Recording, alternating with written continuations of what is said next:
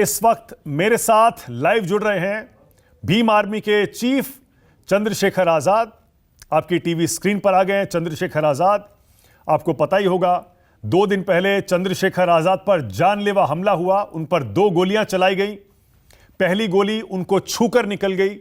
आपने उनकी गाड़ी की वो तस्वीरें भी देखी होंगी जिनमें एक गोली उनकी आगे की सीट में पीछे घुसी हुई थी और दूसरी गोली पिछले वाले दरवाजे पर लगी थी। चंद्रशेखर आजाद उस हमले में बाल बाल बचे थे। फिलहाल ठीक होकर अस्पताल से वो घर आ चुके हैं और अस्पताल से निकलने के बाद उन्होंने साफ साफ सरकार को इस हमले के लिए जिम्मेदार बताया है। चंद्रशेखर आजाद कहते हैं ये सरकार समर्थित गुंडे हैं जिन्होंने उन पर हमला किया है। पुलिस हालांकि अपनी कार्रवाई कर रही है हमलावरों को पकड़ने के लिए, लेकिन आज चंद्रशेखर आजाद से हम ये समझने की कोशिश करेंगे, उनसे खुद पूछेंगे आखिर इस हमले के पीछे कौन हो सकता है और उस वक्त आखिर हुआ क्या था। चंद्रशेखर आजाद, शुरुआत यहीं से करूंगा। पहले बताइए आपकी तबीयत अभी कैसी है, आप कैसा महसूस कर रहे हैं? और ठीक हूँ पहले से मानक है। जो गोली लगी है उससे पेन है, तो क्योंकि जलने की जलन क्या होती है, जिसको जला उसको एहसास होता है। बारूद की जलन क्या होती है। तो बहुत अच्छा तो नहीं हूँ, लेकिन फिर भी ज्यादा लेट पा रहा हूँ, ज्यादा देर ना बैठ पा रहा हूँ। और इन्फेक्शन का खतरा भी है क्योंकि बरसात है, इस समय में रिएक्ट करता है बारूद को। इन्फेक्शन का खतरा बना हुआ। डॉक्टर ने कहा है कि ज्यादा गर्मी के उसमें नहीं जाना और ज्यादा देर बैठना भी नहीं। बस कोशिश कर रहा हूँ कि किसी तरह से ये समझ दिन कट जाए और ये जख्म में भर जाए। तो ये सही है जो अभी तक हमें पता लगा है कि एक गोली, जो पहली गोली चली थी, वो आगे के दरवाजे में बाईं तरफ घुस के और आपको यहां कमर के पास छूते हुए निकल गई। खरोंच आपको लगी है, आपको वहां जख्म लगा है और वो सीट में घुस गई। मानक भाई, पहली गोली मुझे यहाँ लगी है, सर के पास। उसने बराबर से गोली चलाई, बिल्कुल बराबर में गाड़ी लाके, तो वो शीशा तोड़ते हुए लगी। तो क्योंकि राउंड इतना जगह नहीं इतना मिला, तो राउंड बन जाते, तो वो गोली शीशे को जब उसने क्रैक किया तो ऐसे लगे जैसे पत्थर लग गया। तब मुझे लगा कि हमारा शीशा खुला रह गया, जिसकी वजह से बाहर कोई पटाखा उठा चला है, उसका कुछ हिस्सा आके लग गया है। सेकंड गोली जो मुझे मेरी कम पीठ में घुस के निकली, उस समय मुझे एहसास हुआ, क्योंकि वो उसने मेरी गाड़ी का जो अगले वाला दरवाजा है उसको भी तोड़ दिया था पूरा। तो मतलब उसमें वो छेद करते हुए निकली, तो उसकी आवाज से और फिर वो जब मुझे उसमें वो घुसी, मुझे एहसास हुआ कि गोली लगी। तभी मैंने अपने साथी को कहा कि गिर गए, हमला हो रहा है, गोली चल रही। फिर उसके बाद 2 गोली और चली 10-11 सेकंड में। मानक भाई, अगर 4 गोली चलेंगी तो आप समझ सकते हैं कि क्या मौका मिला होगा बचने का। फिर वो गाड़ी हमसे आगे हो जाती है, 10 मीटर आगे रोक के। वो जैसे जश्न मनाते हैं, इस तरह से वो जश्न मना के हम फायर करते हैं। फिर मेरी गाड़ी पे सामने से फायर करते हैं, जो मेरी गाड़ी के नंबर प्लेट पे जो बुलेट लगती है आके। मैं नीचे झुक जाता हूँ। मुझे ये मतलब स्पष्ट हो जाता है कि ये मतलब पूरा षड्यंत्र है हत्या का। फिर मैं मनीष से कहता हूँ, मेरी मनीष गाड़ी चला रहे थे उस समय, कि गाड़ी को वहीं से यू टर्न ले लो। मनीष ने तेजी से गाड़ी यू टर्न ली और फिर मैंने वहाँ के कप्तान को फोन किया, एसएसपी को, कि भाई इस तरह से मेरी गाड़ी पे हमला हुआ और मुझे गोली लगी है। मैं एक गांव है कासिमपुरा, उसमें जा रहा हूँ और मैं चाहूंगा कि आप जो है इसको देख लो। मैंने उनको गाड़ी का नंबर भी बताया, क्योंकि जो हमारे पीछे गाड़ी थी उसने तत्काल मुझे बताया ये नंबर की गाड़ी थी, क्योंकि सुबह से हमारे साथ ही आसपास हमने कई बार देखी। तो फिर एसपी देहात मेरे पास आए और उन्होंने तब तक मुझे जो है, मैंने बच्चों से पूछा कि हुआ क्या, तो उन्होंने बताया कि पीठ से गोली लगी, खून चल रहा है, पूरा जल गया है। फिर मुझे उसके बाद मुझे याद, तब तक गरम गरम घाव था, मैं उठ के खुद जो है गाड़ी में बैठा, लेकिन उसके बाद मुझे काफी देर तक याद नहीं, क्योंकि जैसे ही मैं हॉस्पिटल गया तो उन्होंने इंजेक्शन वगैरह लगाए होंगे, उसको साफ वगैरह किया होगा। उसके बाद फिर मुझे कल काफी होश आई, तब मुझे याद आया कि कुछ बहुत बुरा सा था जो हो गया, घट गया है। तो कुल मिलाकर आप बता रहे हैं 4-5 गोलियां चली हैं।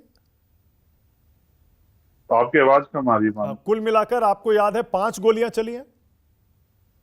पहली बार में 4 गोली चली। हाँ।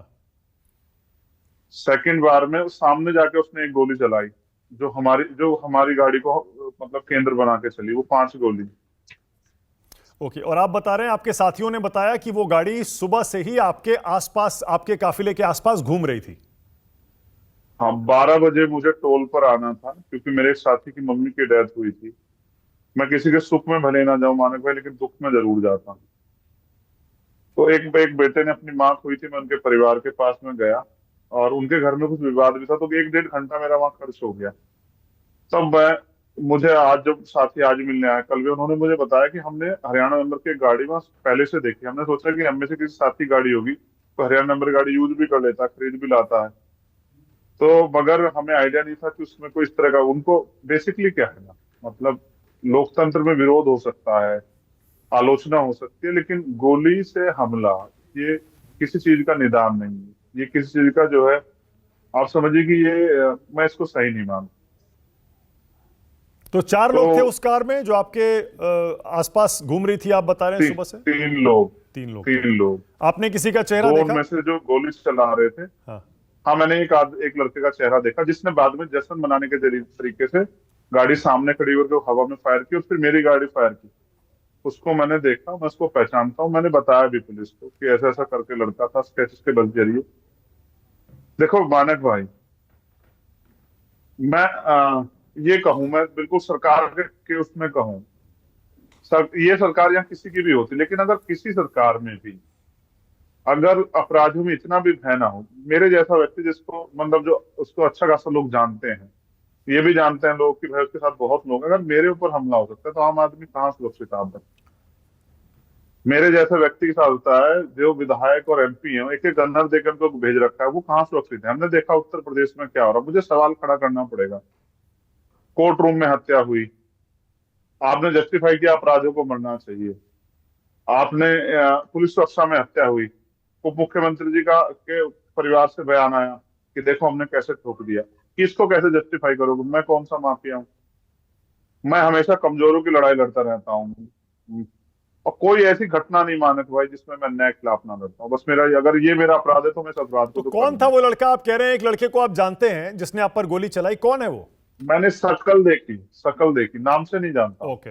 मैंने चेहरा देखा, मेरी आंखों के सामने उसने पिस्टल तानी मेरे ऊपर, तो मैंने वो चेहरा देखा। मैं उस चेहरे को पहचान लूंगा जब वो मेरे सामने आएगा। यही मैंने पुलिस से भी कहा कि मैं उसको पहचान लूंगा जब आप मेरे सामने लाओ। क्या आप मैंने ये उसका कह हुलिया सकते भी हैं, बताया। क्या आप ये कह सकते हैं कि ये 11 सेकंड जिनमें 4 गोलियां आपके ऊपर चली, आपके जिंदगी के सबसे मुश्किल और खतरनाक, सबसे डरावने 11 सेकंड थे?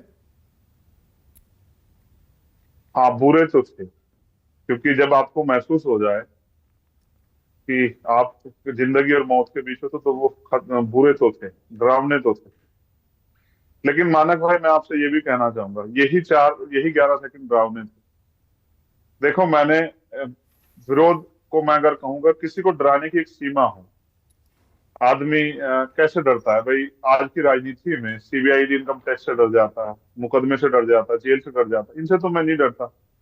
जेल में मानक भाई रहा 16 महीने अपने लोगों के, 10 बाई 6 की एक जगह में, एक तन्हाई बोलते हैं, मैं रहा उसमें 16 महीने, बिना इलाज के रखा, मारपीट की, खाना भी नहीं दिया, मैं उसको भी मैंने एक्सेप्ट किया। तिहाड़ चला गया, 250 लाठियां मारी पुलिस ने सीएन पे एनआरसी के आंदोलन में, जब रविदास गुरु का टूटा तब मारपीट की। तो तिहाड़ जैसी जेल में रहा, राजस्थान जेल में, इनसे नहीं टूटा मैं। अब उनके पास एक आखिरी रास्ता है कि मेरी जबान बंद कर दे। उसका एक ही तरीका है, मेरी हत्या कर दें, और कोई तरीका नहीं। लेकिन क्या मैं, अब अच्छा, अब कुदरत ने मुझे फिर जीवन दे दिया, अब क्या करेंगे? अब कैसे डराएंगे? तो आपको ऐसा क्यों लगता है कि ये सरकार के समर्थित ही लोग थे जो हमलावर थे? आपने कहा सरकार समर्थित गुंडे थे। इसलिए लगता है मानक भाई, क्योंकि आज जो भी हो रहा है वो बिना सरकार के संरक्षण के बिना नहीं हो रहा है। आप देखो अमेठी में जो लिख रहे हैं लोग, मैं समझता हूँ कि देखिए बहुत समझदार लोग नहीं है, उनकी वजह से 2 जातियों में झगड़ा हो जाएगा। मैं नहीं चाहता कभी ऐसा, मैं बिल्कुल इसके खिलाफ हूँ। देखो मैं किसी भी तरह के जातिगत हिंसा के खिलाफ हूँ। मैं ऐसे किसी व्यक्ति का समर्थन नहीं करूंगा। अगर कोई ऐसा करेगा, हमारे पक्ष से भी करेगा, मैं उसको डांटूंगा भी, मैं उसको सजा खुद भी देना चाहूंगा अगर ऐसा कोई करेगा। लेकिन आप सोचो, क्या कोई अपराध बिना संरक्षण के हो रहा है? और हमने कितने वो देखे, और जब उसके बाद सरे लेने लग जाए। देखो आपने भाषा सुनी, गोली मारो सालों को।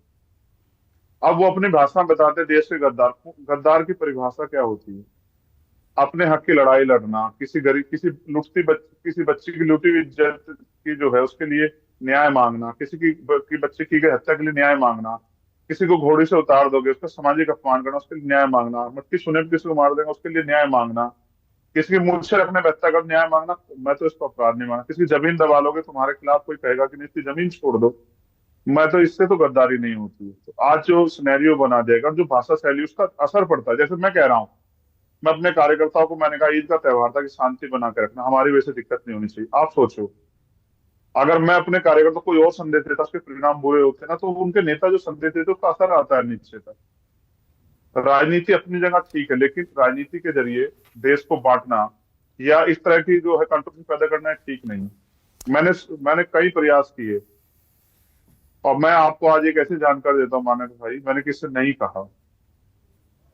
8 दिन पहले भी मैं नोएडा के एक आंदोलन से, जिसमें किसानों को बंद किया गया था, मैं छुटा, वो जब वो छूटे, मैं वहां से आया, तब भी मेरी गाड़ी का पीछा हुआ। मैं इसलिए नहीं कहता ना कि कहेंगे सस्ती लोकप्रियता पब्लिसिटी के लिए करना, नहीं नहीं, आपको कहना चाहिए। जब कुछ हुआ अब नहीं तो तो नहीं नहीं, इसमें सस्ती लोकप्रियता क्या है? अब तो आपके ऊपर जानलेवा हमला हुआ, गोलियां चली हैं, इससे इससे बुरा और क्या होगा? किसको कहे मानक भाई? सरकार को।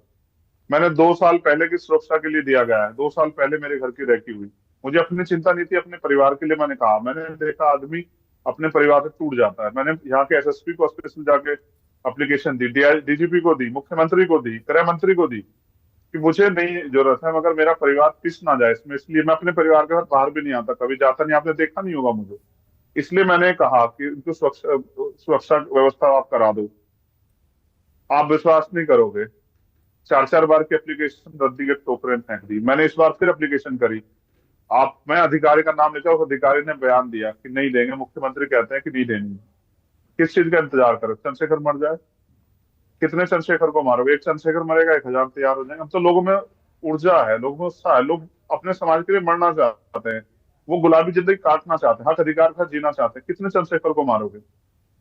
तो मैंने, आप कह रहे ना कहो, किसको कहूं? मेरी गाड़ी पे हमला हुआ मुजफ्फरनगर में, 5 गाड़ियों पे तोड़ दी गई गाड़ियां, आग लगाने का प्रयास किया, क्या कार्रवाई हुई? किससे कहूं? इस देश में आज विपक्ष की हैसियत क्या है? मेरे साथ है, बहुत सारे नेता आए ना, एक एक गनर के साथ घूम रहे हैं, पुलिस सुरक्षा में हत्या हो रही है, किसकी जान सुरक्षित है बताओ? अब आपने देखिए, आपने भी, मैं समझ सकता हूं आपका गुस्सा, आपका दुख मैं समझ सकता हूं, लेकिन आपने भी इस हमले के बाद सीधे सीधे चीफ मिनिस्टर का, मुख्यमंत्री का इस्तीफा मांग लिया। आपको तो बल्कि ये कहना चाहिए था मुख्यमंत्री से कि मैंने आपको सुरक्षा की मांग की थी, आपके अधिकारी मुझे सुरक्षा नहीं दे रहे, पहले सुरक्षा दीजिए, मेरे हत्यारों को पकड़िए और उसके बाद पता लगाइए ये क्यों हो रहा है। ये काम पुलिस करेगी, लेकिन अगर मुख्यमंत्री जी उसमें अवरोधक बनेंगे तो उनका इस्तीफा क्यों ना मानो? क्यों ना मांगो इस्तीफा? आप बताओ। जब कानून व्यवस्था उत्तर प्रदेश की ऐसी हो जाए, बहन बेटियां सेफ ना हो, हाथरस जैसे मामले, हत्याएं हो, बलात्कार हो, जमीन छीन जाए, लोगों की सामूहिक हत्या की जाए, क्यों ना मांगो इस्तीफा? किस लिए बैठे हैं कुर्सी पे? अगर वो प्रदेश नहीं संभाल पा रहे, क्यों ना मैं इस्तीफा मांगू? आप बताओ। मैं तो राष्ट्रपति शासन की मांग करूंगा अगर अन्याय होगा। अगर मेरी जान की बात नहीं है मानक भाई, आज ले लो, ठीक है? मैंने कहा, कल भी कहा कि बताओ कहां ना, अगर मेरी मौत से अगर किसी को शांति पड़ती तो मार दो, लेकिन आज जो उम्मीद मेरे लोगों में जगी है ना, तो वो इसलिए है कि कोई उनके लिए लड़ रहा है।